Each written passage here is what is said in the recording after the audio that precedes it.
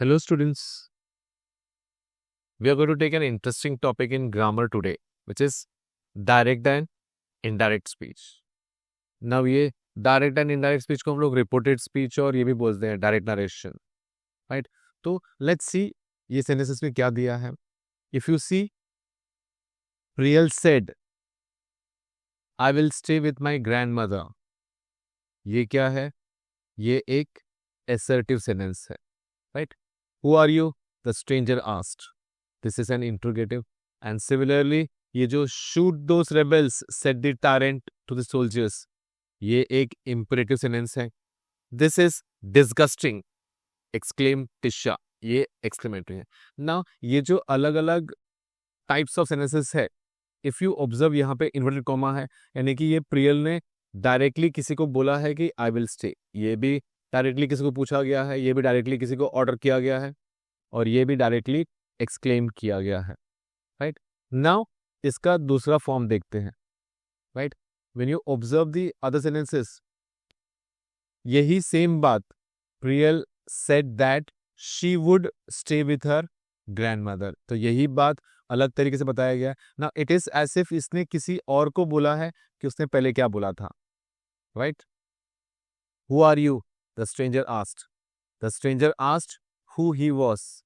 तो ये जो डायरेक्टली बताया गया, यहाँ पे उसने ये इनडायरेक्टली किसी और को एड्रेस किया है. Right the tyrant to the soldiers he said shoot those rebels. The tyrant commanded. यहाँ पे आस्क लिखा है, सेड लिखा है, कमांडेड लिखा है. एंड सेम वे लास्ट में Tisha exclaim that it was disgusting. तो ये तो इन्वर्टेड कॉमा चला गया है, कुछ नए वर्ड्स आए हैं और इसको अलग तरह से लिखा गया है. And if you observe, you can call this type of sentences as direct speech, and this type of sentences as indirect speech.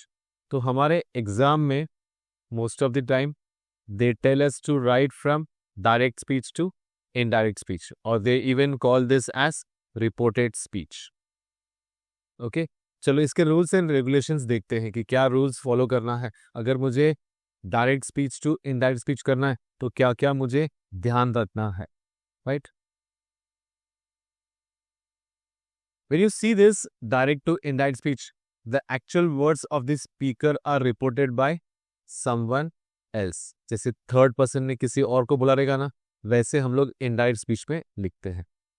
And the type of reporting speech जो किसी और ने किसी और के बारे में बताया है, we call it as indirect speech and also called as reported speech. तो यहाँ पे कुछ रूल्स है. There are some rules which are supposed to follow when I am changing from direct speech to indirect speech. क्या rules है वो? First, जो inverted comma आता है, क्वेश्चन मार्क आता है, I will remove all that punctuation marks. जो भी पंक्चुएशन आए हैं उन सबको मैं रिमूव कर दूंगा. What else? I will always change it into corresponding past tense. What is the meaning of corresponding past tense? अगर वो सिंपल प्रेजेंट टेंस है तो मैं सिंपल पास्ट कर दूंगा. अगर वो सिंपल कंटिन्यूस है तो इसको मैं पास्ट कंटिन्यूस कर दूंगा. अगर वो प्रेजेंट परफेक्ट है तो मैं इसको पास्ट परफेक्ट कर दूंगा. That is the meaning of corresponding past tense. तो अगर सिंपल प्रेजेंट रहेगा तो वो सिंपल पास्ट हो जाएगा, प्रेजेंट कंटिन्यूस है तो वो पास्ट कंटिन्यूस हो जाएगा, प्रेजेंट परफेक्ट है तो वो पास्ट परफेक्ट हो जाएगा. इसके अलावा अगर वो सिंपल पास्ट है तो वो पास्ट परफेक्ट हो जाएगा. सिंपल पास्ट रहेगा तो वो पास्ट परफेक्ट में चेंज हो जाएगा when I am changing from direct speech to indirect. Examples देखते हैं. चलो, ये आई एम प्लानिंग, ये प्रेजेंट कंटिन्यूस है, तो what will happen from present continuous to re become past continuous. तो मैं पंक्चुएशन निकाल दूंगा और एम को वॉस कर दूंगा. What else? और क्या चेंज होगा? शी. ये प्रोनाउन भी चेंज होगा, first person to third person. तो Priya said that she was planning to visit Paris. तो पहले मैंने इन्वर्टेड कॉमा भी निकाल दिया और प्रेजेंट का प्रेजेंट कंटिन्यूस का पास्ट कंटिन्यूस कर दिया. I have completed my project. ये प्रेजेंट परफेक्ट टेंस है, तो ये पास्ट परफेक्ट हो जाएगा और मेरा प्रोनाउन भी चेंज हो जाएगा। नित्या सेड दैट शी, हैव का क्या हो गया, हैड कंप्लीटेड हर प्रोजेक्ट। उसके बाद और क्या है, Rita said I did my job well, Rita said that, अब ये डिड है, ये ऑलरेडी पास्ट टेंस है, तो ये क्या हो जाएगा, पास्ट परफेक्ट हो जाएगा। So it will become had done. Rita said that she had done her job well, inverted comma निकल गए, आई का शी हो गया, और ये जो टेंस को चेंज किया है मैंने, प्रेजेंट कंटिन्यूअस को पास्ट कंटिन्यूअस, प्रेजेंट परफेक्ट को पास्ट परफेक्ट, और अगर पास्ट टेंस रहेगा तो it will become past perfect. Manan said I write articles, ये राइट सिंपल प्रेजेंट टेंस है, तो ये सिंपल पास्ट टेंस हो जाएगा। That he wrote, past tense हो गया, राइट। तो करस्पॉन्डिंग टेंस को चेंज करना है। और क्या रूल्स है, चलो देखते हैं ना। पास्ट टेंस का रूल्स कहां पे नहीं इंप्लीमेंट होगा, वो एक्सेप्शंस क्या क्या है। अगर यूनिवर्सल ट्रूथ है, जैसे honesty is the best policy या the sun rises in the east, ये यूनिवर्सल ट्रूथ है या हैबिट है। He used to go to temple every day, he goes to temple every day, habit रहेगा। तो मैं यहाँ पे से या आस्क आएगा तो इस सब केस में भी मैं पास्ट टेंस को फॉलो नहीं करूंगा, right. We will not change into past tense. Example, I visit the temple every day, तो यहाँ पे ये टेंस चेंज नहीं होगा क्योंकि यहाँ पे हैबिट दिया गया है। She visits the temple every day आएगा। ये 2 and 2 यूनिवर्सल ट्रूथ है, 2 and 2 मेक्स 4, ये मेक्स का मेड नहीं होएगा क्योंकि ये यूनिवर्सल ट्रूथ है, तो यहाँ पे भी टेंस पास्ट टेंस पे चेंज नहीं होगा।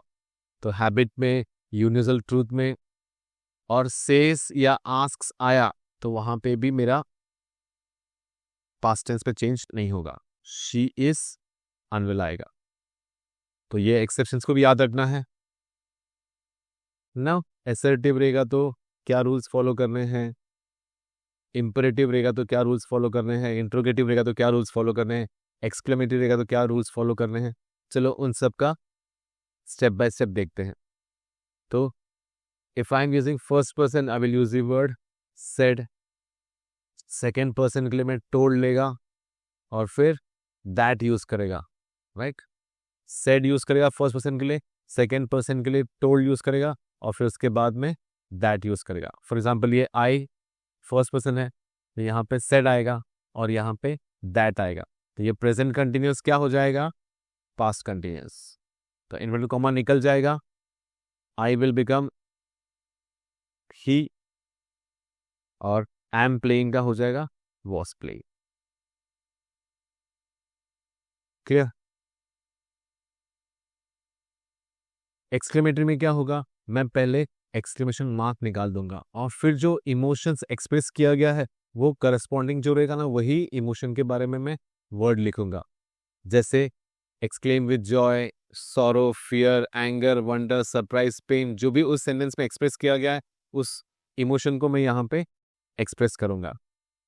And I will change my exclamatory sentence into an assertive sentence. बाकी सब रूल्स जो इन्वर्टेड कॉमा निकल जाता है, पास्ट टेंस, प्रेजेंट टेंस, जो भी चेंजेस होता है, बाकी सारे रूल्स मुझे अप्लाई करना है इसके साथ साथ।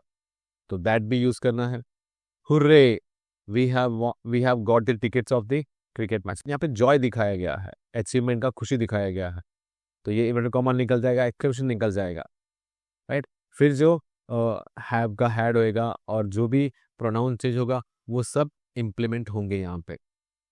Ram exclaimed with joy that they had got the tickets of the cricket match. Ram exclaimed with joy that they had got the tickets of the cricket match. Assertive हो गया, exclamatory हो गया। अगर imperative आता है तो how do I change it into indirect speech? तो मैं वहाँ पे जो एक्सप्रेस किया गया, कमांड बोला गया है, रिक्वेस्ट किया गया है, ऑर्डर किया गया, सजेस्ट किया गया, इन सारे वर्ड्स को मैं एक्सप्रेस करूँगा। यहाँ पे मैं दैट यूज नहीं करूंगा, जैसे मैं बाकी सारे इनडायरेक्ट स्पीच में दैट यूज करता हूँ वैसे यहाँ पे दैट यूज नहीं करूंगा। उसके बदले में क्या करूंगा, टू, टू और infinitive, to bring, to sing, right. The teacher said sit down, ये टीचर ने कमांड किया, ऑर्डर किया है, तो यहाँ पे मैं दैट यूज नहीं करूंगा, क्या यूज करूंगा, to, right. The teacher order to sit down. हो गया इंपरेटिव के बारे में। ऐसे ही हम लोग देखते हैं इंट्रोगेटिव में क्या आएगा। Now when you have interrogative sentences you need to follow many of the rules. Question mark निकल जाएगा, you will remove the question mark. वहां पे जब मैं इनडायरेक्ट में यूज करूंगा तब मैं आस्क्ड क्वेश्चन या एनक्वायर्ड वर्ड यूज करूंगा। यहाँ पे भी मैं इंपरेटिव की तरह यहाँ पे दैट यूज नहीं करूंगा।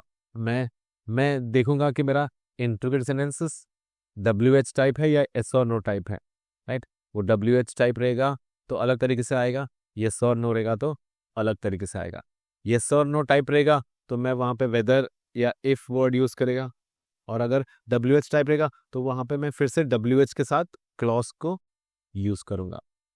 ये सारे रूल्स को फॉलो करके मुझे इंट्रोगेटिव सेंटेंसेस को इनडायरेक्ट स्पीच में करना है। The stranger said where do you stay, यहाँ पे उसने पूछा है तो ये WH है, यहाँ पे मैं WH को ही यूज करूंगा। तो द स्ट्रेंजर आस्क्ड या inquired where I stayed, past tense में आ जाएगा। Which book do you want, तो librarian asked which book he wanted, the librarian asked, ये WH है तो WH ही रहेगा। क्लियर हो गया 4 टाइप ऑफ सेंटेंसेस। देखते हैं आगे और क्या है।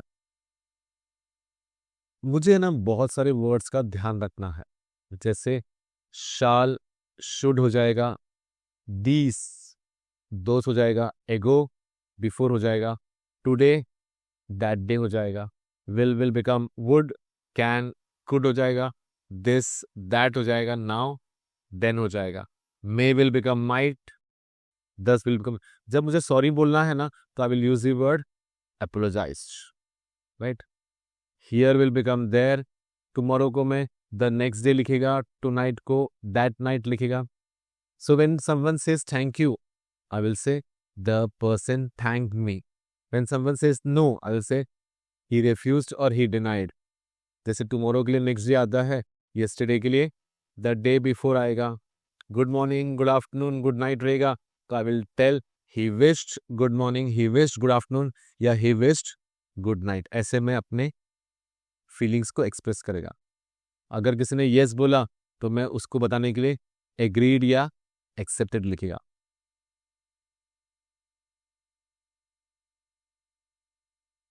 राइट अभी यस यू कैन कम, तो यहां पे मैं बोल सकता द बॉय एग्रीड टू या एग्रीड टू कम टुमारो, तो यहाँ पे मैं एस जगह यस की जगह पे एग्रीड लिख देगा, राइट। तो ये बहुत सारे रूल्स एंड रेगुलेशंस हैं, इसके एग्जाम्पल्स में प्रैक्टिस करो so that you will become thorough. जितना प्रैक्टिस करोगे उतना तुम्हारा ग्रामर और परफेक्ट होते जाएगा। ओके